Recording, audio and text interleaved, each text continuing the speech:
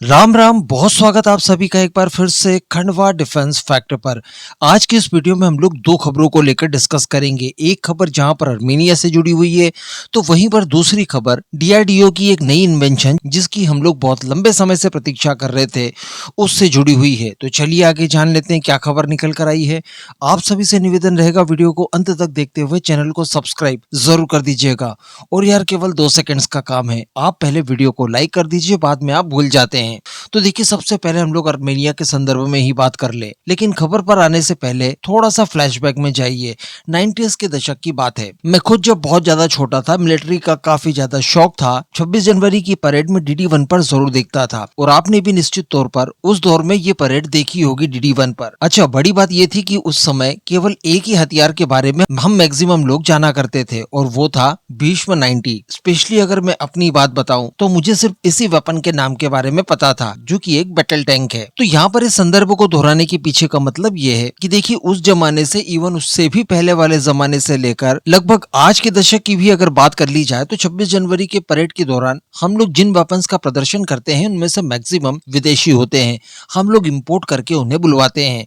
वही सारी चीजें हम लोग हमारी परेड के दौरान दिखाते हैं। फिर Su-30 MKI हो, भीष्म 90 टैंक हो, या फिर S-400 हो, रफाल हो, इस तरह के वेपन्स का प्रदर्शन करके हम लोग ये संदेश देना चाहते हैं कि देखिए, भारतीय सेनाएं कितनी ज्यादा पावरफुल है, उनके पास कितने ज्यादा हाईटेक वेपन्स उपलब्ध हैं। तो मोरल ये निकलता है कि दूसरों के हाथों से तैयार किए हुए हथियारों को हम लोग प्रदर्शित करके अपना सीना चौड़ा किया करते थे। हालांकि इसमें कोई गलत बात भी नहीं है, दुनिया के मैक्सिमम देश ऐसा ही करते हैं। लेकिन अच्छी बात यह है कि पिछले लगभग एक दशक से भारत ने इस क्षेत्र में आत्मनिर्भर होना शुरू कर दिया, और बड़े स्केल पर हम लोग वेपन्स को घर पर ही तैयार कर रहे हैं। लेकिन अब एक खबर निकल कर आ रही है, और खबर सीधे आर्मेनिया से जुड़ी हुई है, और इसमें बिल्कुल यही बताया जा रहा है कि जिस तरह से हम लोग विदेशी वेपन्स को अपनी परेड में दिखाकर अपनी शक्ति का प्रदर्शन किया करते थे, उसी तरह से आर्मेनिया ने भारतीय वेपन्स जो उन्होंने हमसे खरीदे हैं उन्हें दिखाते हुए अपना शक्ति प्रदर्शन किया है। जी हाँ, तो देखा जाए तो एक छोटी सी शुरुआत है, लेकिन इसके मायने कैसे हो सकते हैं, क्या हो सकते हैं,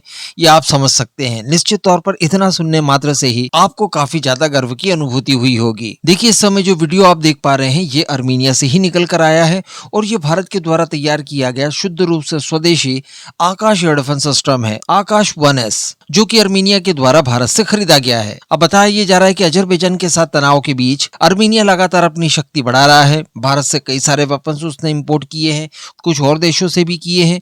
जैसे कि ईरान की ही बात की जाए तो ईरान से भी माजिद डिफेंस इन्होंने खरीदा है। अब इन्हीं सब का एक संयुक्त रूप से प्रदर्शन करते हुए एक रचनात्मक युद्ध अभ्यास किया है। बताया जा रहा है कि यहाँ पर शक्ति प्रदर्शन के साथ साथ अपनी सेनाओं की ट्रेनिंग के ऊपर भी इनका फोकस था। इसी दौरान इन्होंने एक ऐसा युद्ध अभ्यास किया जिसमें इन्होंने हवाई खतरों के खिलाफ अपने रिएक्शन टाइम को परखा, और साथ ही अपनी पावर जानी कि ये इंटरसेप्शन और डिडक्शन वगैरह किस स्तर पर कर सकते हैं। जिसमें ये बताया जा रहा है कि इन्होंने आकाश 1S को भी टेस्ट फायर किया, और आकाश 1S अपने सारे पैरामीटर्स के ऊपर खरा उतरा। यानी जिस काम के लिए आर्मेनिया ने इसे खरीदा है वो काम इसने आर्मेनिया को करके दिखा दिया। इससे पहले भी लगभग 1-1.5 महीना पहले एक और परेड हुई थी, आर्मेनिया में ही हुई थी।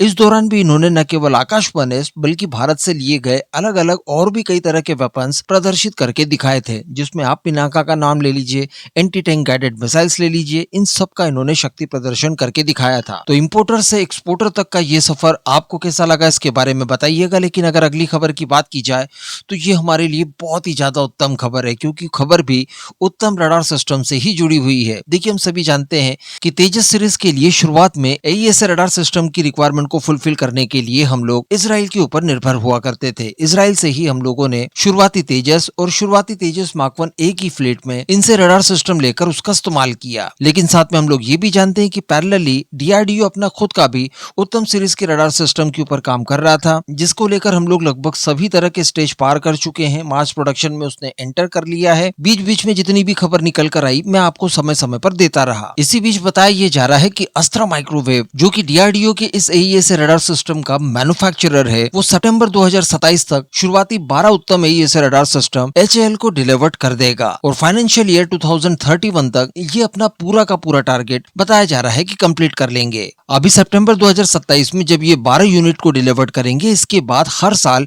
ये लोग 25 के नंबर्स में इन रडार सिस्टम के प्रोडक्शन को बढ़ाने की योजना तैयार कर रहे हैं, ताकि पूरा का पूरा दिया गया ऑर्डर और पूरा टारगेट फाइनेंशियल ईयर 2031 तक पूरा किया जा सके। देखिए, मैं आपको बता दूं कि HAL के द्वारा अस्त्रा माइक्रोवेव को 2205 करोड़ रुपयों का एक बड़ा ऑर्डर दिया गया है, जिसके तहत 112 की संख्या में इन AES रडार सिस्टम्स को तैयार करना है। साथ ही 121 की संख्या में इंटरफेस फ्रेम को भी शामिल किया गया था, जो कि रडार प्रोडक्शन आर्किटेक्चर के लिए जरूरी हिस्सा होता है। तो एक बहुत बड़ी बात है, एक बड़े फील्ड में हम लोगों ने इजराइल की पूरी निर्भरता समाप्त कर दी है। इन दोनों मुद्दों पर आपका क्या मानना है, नीचे कमेंट करके जरूर बताइएगा।